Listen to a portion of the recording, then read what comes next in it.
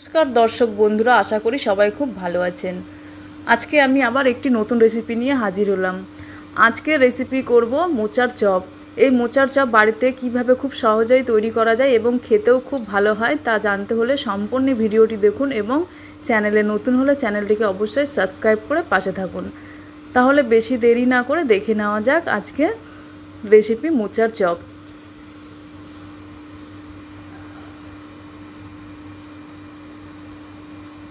এইখানে আমি একটা মোচা নিয়েছি, এইভাবে গোটা মোচা নিয়েছি। এইবারে এই মোচাটা আমি ভালো করে কেটে পরিষ্কার করে নিয়েছি।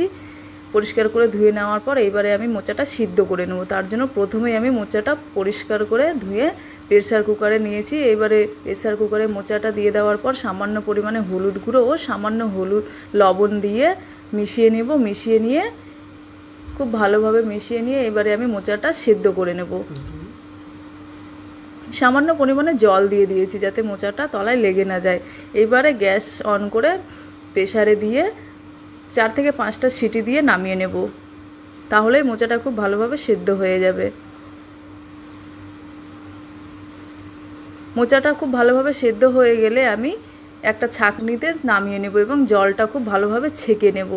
এইভাবে একটা চামচ দিয়ে চাপ দিয়ে দিয়ে ছেঁকে নেব যাতে এক্সট্রা জলটাও বেরিয়ে যায়, ছাঁকনি থেকে কোনো জল না থাকে। সব জল খুব ভালোভাবে আমি ছেঁকে নিয়েছি। এইবারে কড়াইয়ের মধ্যে আমি সর্ষের তেল দিয়ে দেব। তেলটা গরম হয়ে গেলে এইখানে আমি আদা কুচি, রসুন কুচি ও কাঁচা লঙ্কা কুচি দিয়ে দেব তেলের মধ্যে, আর সাথে দিয়ে দেব পেঁয়াজ কুচি। এবারে খুব ভালোভাবে 2 মিনিটের মতো ভেজে নেব হাই ফ্লেমে। নাড়িয়ে চাড়িয়ে খুব ভালোভাবে 2 মিনিটের মতো হাই ফ্লেমে সব উপকরণগুলি ভেজে নেব।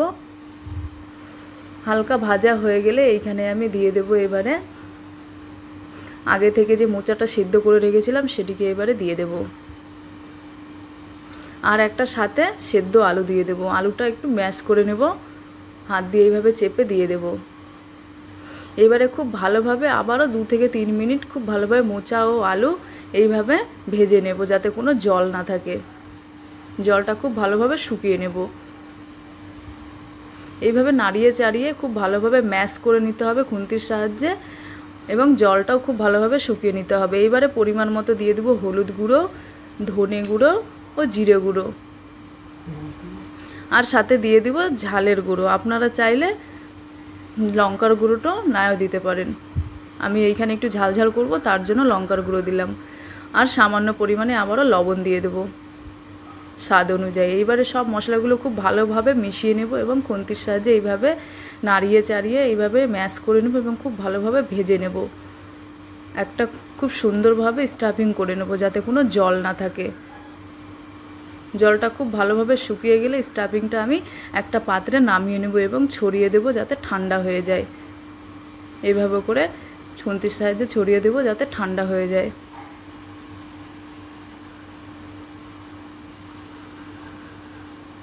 স্টাফিংটা খুব সুন্দর হয়েছে, একটুকু জল নেই, জলটা খুব ভালোভাবে আমি শুকিয়ে নিয়েছি। এইবারে একটা ব্যাটার তৈরি করব। তার জন্য প্রথমে আমি এইখানে দিয়ে দেবো বেসন। বেসনটা একটু ভালো পরিমাণে নিয়েছি।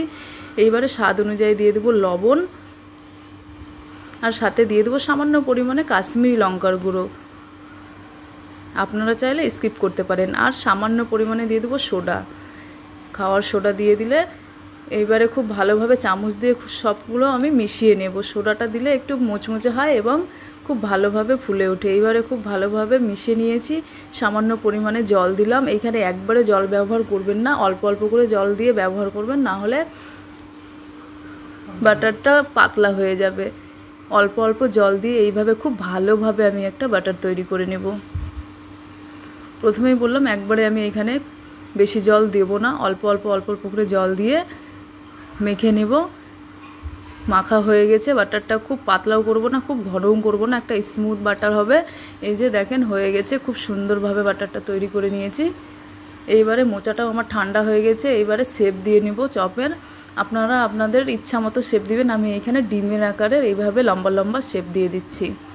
এইভাবে হাত দিয়ে চেপে চেপে লম্বা লম্বা শেপ করে নেব। আপনারা আপনাদের ইচ্ছা মতো গোল বা লম্বা যেভাবে খুশি করতে পারেন। এইভাবে একটা আমার তৈরি হয়ে গেছে, বাকিগুলোও এইভাবে করে নেব। এবারে কড়াইয়ের মধ্যে আমি সাদা তেল দিয়েছি, তেলটা খুব ভালোভাবে গরম করতে দেবো। তেলটা একটু বেশি পরিমাণেই লাগবে, তাই আমি বেশি পরিমাণে দিয়ে তেলটা গরম করতে দিয়েছি। তেলটা খুব ভালোভাবে গরম হয়ে গেলে মোচার ডোগুলো এবারে আমি বেসনের মধ্যে চুবিয়ে নেব। চপের আকারগুলো এইভাবে করে নিয়েছি। এইবারে আমি খুব ভালোভাবে ডুবিয়ে নিয়ে বেসনের সাথে এপিট ওপিট মিশিয়ে নেব এবং গরম গরম তেলের মধ্যে এক এক করে এইভাবে ছেড়ে দেব।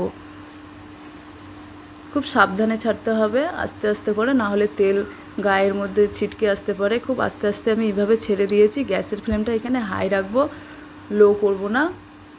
2 মিনিট পর আমি এইভাবে খুন্তির সাহায্যে নাড়িয়ে চাড়িয়ে দেবো, যাতে তলায় লেগে না যায় বা একে অপরের সঙ্গে লেগে না থাকে। এক পিঠ ভাজা হয়ে গেলে উল্টিয়ে অপর পিঠটাও আমি এইভাবে লাল করে ভেজে নেব। খুব ভালোভাবে লাল করে ভাজা হয়ে গেছে। এবারে আমি একটা ছাঁকনির সাহায্যে তেলটা ছেঁকে নামিয়ে নেব। দেখলেন তো কত সহজেই এই চপ বাড়িতেই তৈরি করা যায় এবং খেতেও খুব ভালো হয়। আপনারাও বাড়িতে এইভাবে ট্রাই করে দেখবেন, খেতে খুব ভালো হয়। আর আজকের রেসিপিটি যদি ভালো লেগে থাকে তাহলে অবশ্যই লাইক করবে, কমেন্ট করে জানাবে এবং চ্যানেলে নতুন হলে চ্যানেলটিকে অবশ্যই সাবস্ক্রাইব করে পাশে থাকবে। দেখা হবে আবার অন্য কোনো রেসিপির সাথে। ভালো থাকবেন, সুস্থ থাকবেন।